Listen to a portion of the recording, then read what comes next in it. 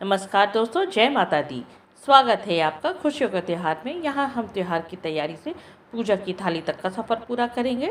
आज की वीडियो में जानिए कन्या पूजन के बारे में। लेकिन वीडियो शुरू करने से पहले हमें सब्सक्राइब कर लें और कमेंट में जय माता दी लिखना ना भूलें। चलिए आज का वीडियो शुरू करते हैं। नवरात्र के दौरान कन्या पूजन का विशेष महत्व है। 9 कन्याओं को 9 देवियों के रूप में पूजन के बाद ही भक्त व्रत पूरा करते हैं। भक्त अपने सामर्थ्य के मुताबिक भोग लगाकर दक्षिणा देते हैं। इससे माता प्रसन्न होती हैं। सप्तमी से ही कन्या पूजन का महत्व है, लेकिन जो भक्त पूरे 9 दिनों का व्रत करते हैं वे तिथियों के मुताबिक नौमी और दशमी को कन्या पूजन करने के बाद ही प्रसाद ग्रहण कर व्रत खत्म करते हैं। कन्या पूजन के लिए दुर्गाष्टमी के दिन को सबसे अहम और शुभ माना गया है। नवरात्रि के समय में आप प्रतिपदा से लेकर नवमी तिथि तक कन्या पूजन कर सकते हैं।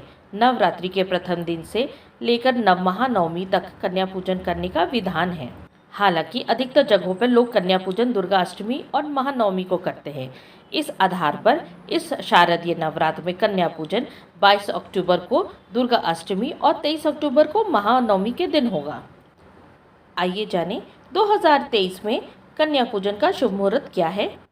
दुर्गा अष्टमी और महानवमी के दिन आप सूर्योदय के बाद माँ महागौरी और माँ सिद्धिदात्री की पूजा करें। उसके बाद नवरात्रि का हवन करें, फिर कन्या पूजन करें। दुर्गा अष्टमी के दिन सर्वार्थ सिद्धि योग सुबह 6:26 से शाम 6:44 तक है। ऐसे में आप 22 अक्टूबर को सुबह 6:26 से कन्या पूजा कर सकते हैं। वहीं महानवमी के दिन सर्वार्थ सिद्धि योग सुबह 6:27 से शाम 5:14 तक है और रवि योग पूरे दिन है। इस वजह से आप 23 अक्टूबर को सुबह 6:27 के बाद से कन्या पूजन कभी भी कर सकते हैं। आइए जानें पूजा में कितनी होनी चाहिए कन्याओं की संख्या। कन्या पूजन में आप 1 से लेकर 9 संख्या में कन्याओं की पूजा कर सकते हैं। जितनी कन्या की पूजन करेंगे वैसा ही आपको फल मिलेगा। अपने घर में बुलाई जाने वाली कन्याओं की आयु 2 से 10 वर्ष के भीतर होनी चाहिए। कम से कम 9 कन्याओं का पूजन करने के लिए बुलाना चाहिए, जिसमें से एक बालक भी होना अनिवार्य है, जिसे भैरव बाबा का रूप माना गया है। जिस प्रकार माँ की पूजा भैरव के बिना पूर्ण नहीं होती, उसी प्रकार कन्या पूजन में भी बालक के बगैर पूजा पूरा नहीं माना जाता। यदि 9 से ज़्यादा कन्या भोज पर आ रही हो तो कोई आपत्ति नहीं, उनका स्वागत करना चाहिए।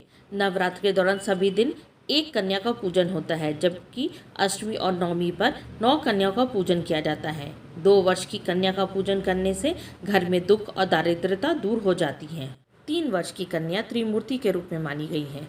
त्रिमूर्ति के पूजन से घर में धन धान्य की परिपूर्णता रहती है। वहीं परिवार में सुख और समृद्धि जरूर रहती है। 4 साल की कन्या को कल्याणी माना गया है। इनकी पूजा से परिवार का कल्याण होता है। वहीं 5 वर्ष की कन्या रोहिणी होती है। रोहिणी का पूजन करने से व्यक्ति रोग मुक्त रहता है। 6 साल की कन्या को कालिका रूप माना गया है। कालिका रूप से विजय, विद्या और राजयोग मिलता है। 7 साल की कन्या चंडिका होती है। चंडिका रूप में पूजन करने से घर में ऐश्वर्य की प्राप्ति होती है। 8 वर्ष की कन्याएं शांभवी कहलाती हैं। इनको पूजने से सारे विवादों में विजय मिलती है। 9 साल की कन्याएं दुर्गा का रूप होती हैं। इनका पूजन करने से शत्रुओं का नाश हो जाता है और असाध्य कार्य भी पूरे हो जाते हैं। 10 साल की कन्या सुभद्रा कहलाती हैं। सुभद्रा अपने भक्तों को सारे मनोरथ पूरी करती हैं। आइए जाने कैसे करेंगे कन्या पूजन। सारी विधि के बारे में विस्तार पूर्वक जानते हैं। कन्या पूजन के लिए कन्या को एक दिन पहले सम्मान सहित आमंत्रित करें। खासकर कन्या पूजन के दिवस ही कन्याओं को यहाँ वहाँ से एकत्र करके लाना उचित नहीं होता है। गृह प्रवेश पर कन्याओं को पूरे परिवार के साथ पुष्प वर्षा से स्वागत करना चाहिए। नव दुर्गा के सभी 9 नामों से जयकारा लगाना चाहिए। कन्याओं को आरामदायक और स्वच्छ स्थान पर बैठाकर सभी के पैरों को स्वच्छ पानी से या दूध से भरे थाल में पैर रखवाकर अपने हाथों से उनके पैर धोने चाहिए। छूकर आशीष लेना चाहिए और कन्याओं के पैर धुलवाने वाले जल या दूध को अपने मस्तिष्क पर लगाना चाहिए। कन्याओं को स्वच्छ और कोमल आसन पर बैठाकर पैर छूकर आशीर्वाद लेना चाहिए। उसके बाद कन्याओं के माथे पर अक्षत, फूल और कुमकुम लगाना चाहिए।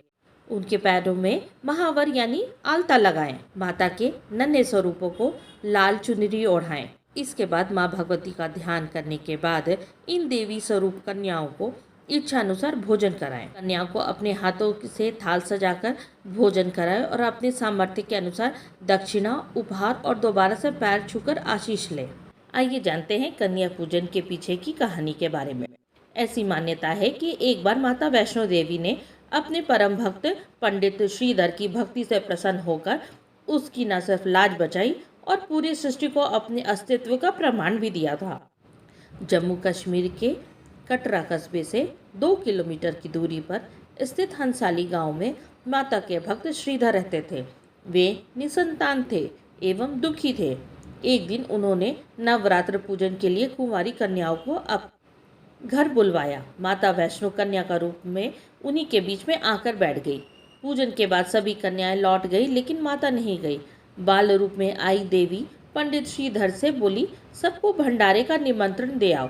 श्रीधर ने उसे दिव्य कन्या की बात मान ली और आसपास के गांव में भंडारे का संदेशा भिजवा दिया। भंडारे में तमाम लोग आए, कई कन्याएं भी आई। इसके बाद श्रीधर के घर संतान की उत्पत्ति हुई। तब से आज तक कन्या पूजन और कन्या भोजन कराकर लोग माता से आशीर्वाद मांगते हैं। अगर आपको ये वीडियो पसंद आई हो तो हमें लाइक करें, कमेंट करें, साथ ही सब्सक्राइब भी करें और बेल नोटिफाई करना ना भूलें। इससे हमारे आने वाले वीडियो की नोटिफिकेशन आप तक सबसे पहले पहुंचेगी। यहाँ तक बने रहने के लिए आप सबका धन्यवाद।